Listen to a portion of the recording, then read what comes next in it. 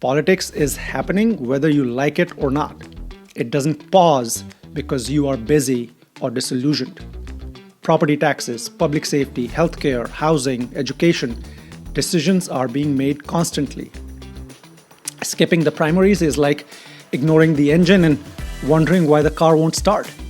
This is especially powerful for first time voters, independents, newcomers, and anyone who feels the two party system has left them behind.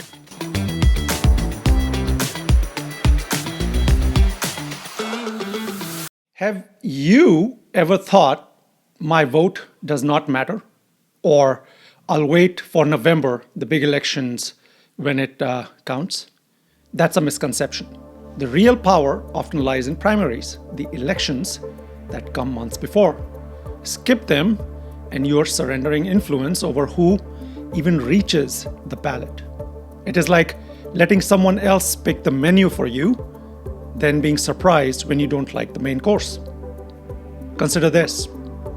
In the 2020 US presidential primaries, only 28% of the eligible voters participated. In non-presidential years, it averages around 20%. In many congressional and state primaries, it falls into single digits or low teens in percentage terms. That few are deciding who appears on the ballot in November. What does this mean? Your vote carries disproportionate weight. One vote in the primary is like 10 votes in the general election. The fewer the participants, the greater the leverage of each individual. This is where you actually shape leadership, agendas, and policies that affect our community or your community. Let's look at some evidence. In Georgia, in 2018, a few thousand Democratic primary voters helped get Stacey Abrams elected, who then flipped Georgia and got Biden elected. A small number of voters directly shaped a national outcome. In New York, 2018, insurgents like AOC, Alexandria Ocasio-Cortez, won congressional primaries with only 16,000 votes out of a 250,000 registered Democratic voters, defeating entrenched incumbents. But here's the kicker. Only 30,000 of those 250,000 voted in the primaries. Those voters did not just pick one member of Congress. They helped launch a fresh voice and a bold new policy perspective onto the national stage. That's the kind of impact a small, motivated group can have when most people sit it out.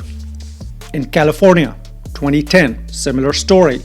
The gubernatorial primary elevated leaders like Gavin Newsom, who would later become governor and spearhead statewide initiatives affecting millions of Californians, healthcare and housing, and much more. These examples demonstrate a simple truth. Primaries determine the range of choices, the priorities, and the character of leadership. Your vote is not symbolic. It's agency in action, especially when the districts are safely Republican or safely Democratic.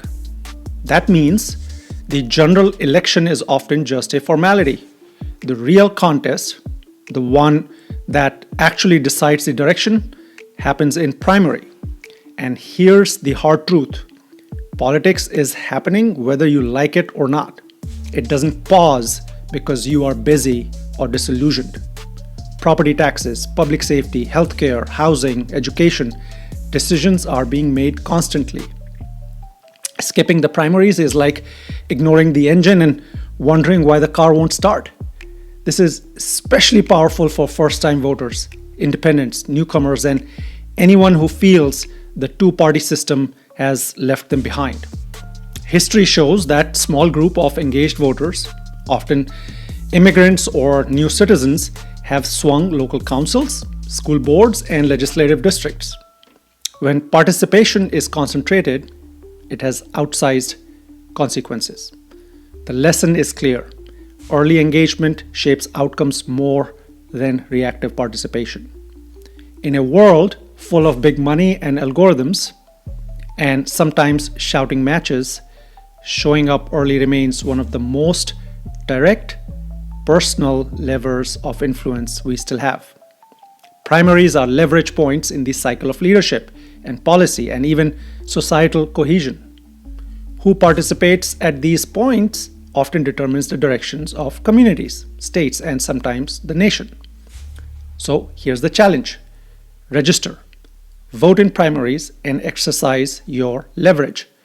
Don't wait for the crowd in November. Participate when your impact is greatest. Small numbers can move history. Your vote is more than a civic duty, it's a mechanism of influence. Make it count, make it real. It all makes sense when we understand how it all works. If this episode added clarity, share it with someone you know, reluctant or sitting on the fences undecided. And don't forget to subscribe for more conversations. Until next time.